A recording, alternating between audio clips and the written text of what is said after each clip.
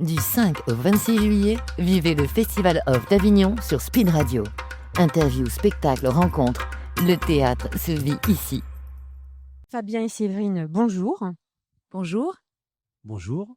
Bienvenue au micro de Speed Radio pour ce Festival d'Avignon et le OFF 2025 qui est riche en découvertes. Et s'agissant de découvertes, je suis interpellée par votre affiche sur l'effet Barnum et je me demande bien ce qu'est cet effet Barnum. Est-ce que l'un de vous deux peut commencer à me l'expliquer ?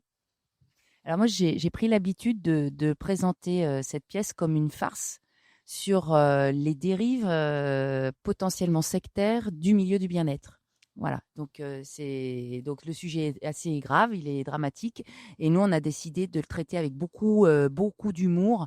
C'est du second voire troisième degré, on va assez loin, et ça nous permet quand même de cerner ce sujet qui est très complexe en fait, parce que le milieu du bien-être est source de beaucoup de bien-être, de bonheur, de joie, mais aussi quelquefois est source aussi de situations très très malaisantes, très malsaines. Voilà, et c'est ce que nous on a voulu pointer avec Fabien et Anne-Charlotte. Un sujet de société qui nous concerne tous aujourd'hui. Comment avez-vous souhaité le traiter ? Alors, juste avant, par rapport à votre question présente sur l'effet Barnum, on peut juste dire un petit mot sur ce qu'est l'effet Barnum. L'effet Barnum, c'est une technique qu'un professeur dans les années 50-60, c'est ça, 70, a mis en place avec ses étudiants en fait une expérience. Il leur a posé des questions et à partir de ces questions, il leur a proposé chacun un test de personnalité en leur demandant si ça leur correspondait. Chaque étudiant a dit que ça leur correspondait complètement. Et en fait, la supercherie est qu'ils ont eu tous le même test de personnalité. Donc l'effet Barnum, c'est quelque chose basé sur la croyance, sur quelque chose de suffisamment tiède, suffisamment enveloppant pour que chacun s'y retrouve. C'est ce qu'on retrouve aussi un peu dans l'astrologie, où chacun se dit mais c'est moi, c'est tellement moi. Donc voilà, c'est aussi une technique de manipulation. Et alors notre spectacle n'est pas une technique de manipulation, c'est vraiment un spectacle sur une fausse séance de bien-être, un spectacle très immersif où on embarque les gens avec nous, avec ces deux faux coachs que nous jouons avec Séverine, qui s'appellent Stéphane et Karine. Et c'est prétexte ensuite à démonter un petit peu tous les ressorts des rapports de dominance, de rapports de dominant-dominé, et de tous ces rapports un peu psychologisants du bien-être, où quelquefois, Séverine parlait des dérives sectaires, voilà, on a ces choses qui peuvent intervenir assez vite. Donc nous, on a interrogé ça avec le sourire. Voilà. Comment ce phénomène s'est inséré dans notre société et où est-ce qu'on le retrouve aujourd'hui ? Sous quelle forme, cet effet Barnum ? Alors, comme disait Fabien, c'est quelque chose qu'on retrouve un peu de façon plus ou moins claire dans les procédés d'astrologie, de croyance, en fait, tout ce qui tout ce qui est en relation avec la croyance, le processus de la croyance. C'est quoi la question? Comment on en est arrivé là? Pourquoi? Comment se manifeste l'effet Barnum au quotidien dans nos sociétés ? Comment on l'observe ? Où on l'observe ? Alors nous, on pense qu'on l'observe dans ces dispositifs comme ça on regroupe des gens qui sont en communion pour vivre ensemble des expériences de bonheur, ça peut être des associations de bien-être, de yoga, de méditation, je sais pas, où on mélange un peu tout, quoi, où on mélange la psychologie, comme disait Fab, la psychologie, l'ésotérisme, la religion, on fait tout un. Et surtout, on s'appuie sur les souffrances qu'on connaît tous, qu'elles soient existentielles ou plus conjoncturelles. Et on trouve une espèce de consolation dans ces rituels-là, ces nouveaux rituels, cette nouvelle religion, quoi. Donc, ça peut être partout dans ce milieu du bien-être. Je sais pas, nous, on voit dans les réseaux sociaux aussi beaucoup, maintenant, sur les écrans. On le voit où ouais, je crois que c'est ça, hein. Dans certaines pratiques alternatives de la médecine aussi. Est-ce qu'on peut parler véritablement d'une religion du bien-être ? Nous, c'est ce qu'on a interrogé. C'est-à-dire qu'on est parti au départ sur un spectacle où on voulait traiter les témoins de Jéhovah. Alors, on voulait un spectacle de rue, qui est un spectacle qui est né en rue. Et après un festival à Aurillac avec Séverine, on a voulu monter quelque chose tous les deux parce qu'on s'apprécie beaucoup. Puis dans le jeu, on aime bien jouer ensemble. On est parti sur cette thématique-là.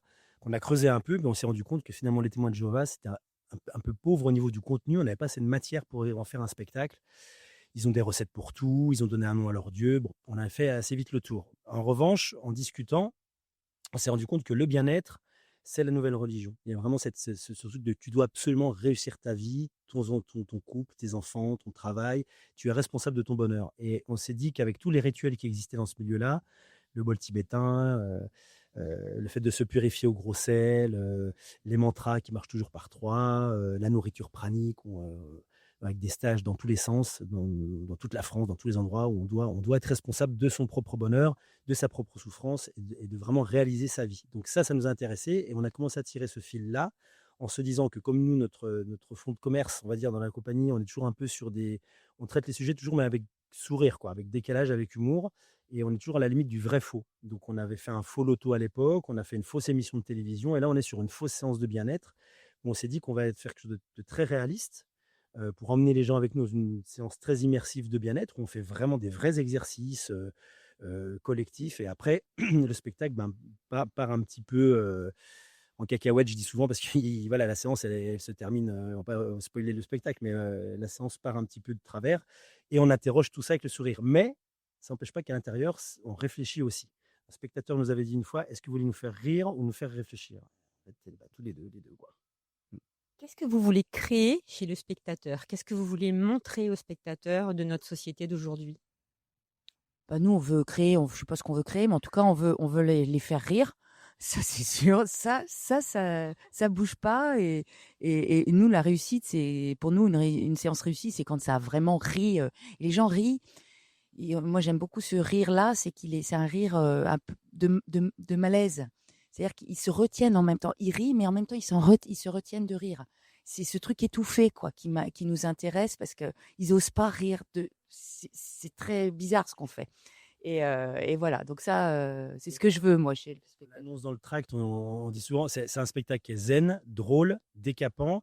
Et notre spécialité, c'est laisser s'installer le malaise et le rire. Donc ça, on surfe sur les deux aspects parce qu'on rit effectivement du malaise et on ressort en se disant ce bien-être. Alors, on ne veut pas juger le bien-être, on ne dit pas que c'est mauvais, ce n'est pas un spectacle à charge, mais en tout cas, on veut interroger sur le fait que c'est quoi ce recours systématique au bien-être où chacun se développe de façon personnelle au détriment peut-être d'aventures plus collectives, en disant qu'en gros, on n'est pas responsable de ce qui se passe dans le monde, c'est le bordel, mais par contre, tu es responsable, soit tu vas mal et de ton propre bonheur. Et on interroge aussi ça sur... au niveau du travail, on a eu des gens qui sont venus nous dire que pour eux, c'était un spectacle presque thérapeutique parce qu'ils ont au niveau des team building, ils ont des exercices où ils doivent sortir leur cri animal pendant un week-end. Et les gens nous disent, moi, sortir mon cri animal avec le collègue Hervé de la compta, je m'en fous, quoi. Et avec le yin yang marqué, il dit, moi, c'est juste un boulot, je vais bien, ça va, quoi. Mais il y a aussi tout ça qui est interrogé. Et donc, nous, on saupoudre ça aussi dans le spectacle, par moment. En tout cas, c'est un sujet fort de société. Vraiment, le développement personnel, excusez-moi, est devenu vraiment un enjeu extrêmement fort qu'on retrouve dans toutes les sphères familiales, professionnelles, amicales. Et on a tous à faire avec le développement personnel et ces gourous qui se sont autoproclamés. En tout cas, ça donne vraiment très envie. J'ai l'affiche sous les yeux, donc... voilà, une personne sachante, en posture de gourou, est en position dominante par rapport à une autre personne qui, elle, est accroupie et prête à accueillir la bonne parole. Une méditation profonde, quand même, celle qui est assise, tu vois. Et remarque que lui, il est sur le lobe droit et elle sur le lobe gauche. Alors, je ne sais pas ce que ça veut dire. C'est le cerveau. Là. Du côté de la créativité, l'ouverture, la créativité. Toi, tu es plus dans le truc un peu, peut-être la raison rationnelle.